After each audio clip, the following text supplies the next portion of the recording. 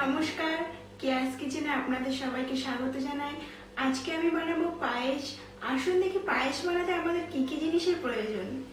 পায়েস বানানোর জন্য আমাদের লাগছে দুধ। এখানে 500 গ্রাম দুধ আছে, 1 কাপ চিনি, হাফ কাপ চাল আছে, আর আছে এলাচ গুঁড়ো, কিশমিশ, কাজু বাদাম, তেজপাতা।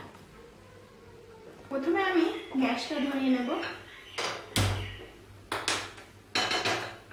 এই যে 500 গ্রাম দুধটা আছে আমি এখানে ঢেলে দেব।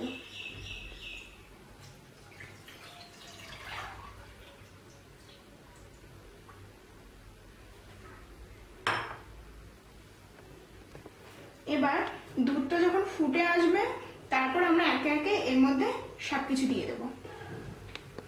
দুধটা ফুটে গেছে, এখন আমি এর মধ্যে চালটা দিয়ে দেব। হাফ কাপ মতো এখানে চাল আছে। এখানে আমি গোবিন্দভোগ চাল ইউজ করছি পায়েসের জন্য, যে চালটা প্রয়োজন। একই সাথে এর মধ্যে এখন আমি এই এলাচ গুঁড়োটা আর এই তেজপাতাটা দিয়ে দেবো।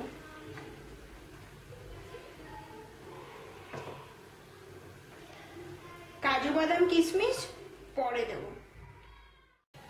এবার আমি এটা একটু ঢাকা দিয়ে রাখবো। ফুটে গেছে, আস্তে করে দিয়ে 15 মিনিট মতো ঢাকা দিয়ে রাখবো, তাহলে চালটা সেদ্ধ হয়ে যাবে। একটু ফাঁকা করে ঢাকা দিয়ে রাখবো। 10 মিনিট হয়ে গেছে। এবার আমরা ঢাকনাটা খুলে দেখবো চালটা কতদূর সেদ্ধ হয়েছে, না হলে আবার কিছুক্ষণ ঢেকে দিয়ে রাখবো। চালটা সেদ্ধ হয়নি এখনো, আমি আরো 15 মিনিট মতো ঢাকা দিয়ে রেখে দেবো, তাতে চালটা পুরো সেদ্ধ হয়ে যাবে। 15 মিনিট হয়ে গেছে। এবার আমরা ঢাকনাটা খুলে 15 মিনিট হয়ে গেছে, দেখুন চালটা অনেকটা সেদ্ধ হয়ে গেছে। এবার এর মধ্যে আমি কাজু কিশমিশ আর চিনিটা দিয়ে দেবো।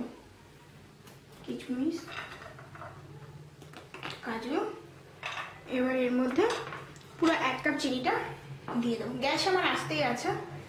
পুরো 1 কাপ চিনি এর মধ্যে দিয়ে দেবো, দিয়ে নাড়তে থাকবো। চিনিটা গলে গেলে নামিয়ে দেবো। চিনিটা গলার জন্য আমাকে কিছুক্ষণ টাইম দিতে হবে, তো আমি একটু ঢাকনাটা দিয়ে, বেশি না, একদম 2 মিনিট ঢেকে রাখবো। 2 মিনিট ঢাকার পরে পুরো পায়েস কমপ্লিট হয়ে যাবে। এবার ঢাকনা খুলে দেখবো পায়েসটা হয়েছে কিনা। আমাদের পায়েস কমপ্লিট হয়ে গেছে। এবার পায়েসটাকে নামিয়ে দেব। পায়েসটাকে এবার নামিয়ে নেব।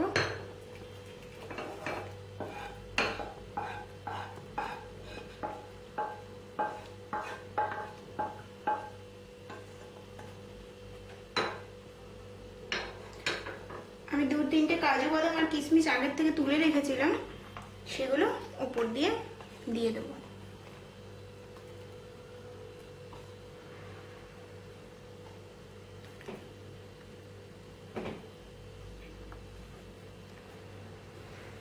পায়েস কমপ্লিট হয়ে গেছে। পায়েস গরম গরম খেতেও ভালো লাগে আর ঠান্ডা খেতেও ভালো লাগে। আপনি চাইলে ফ্রিজে রেখে ঠান্ডা করেও খেতে পারেন।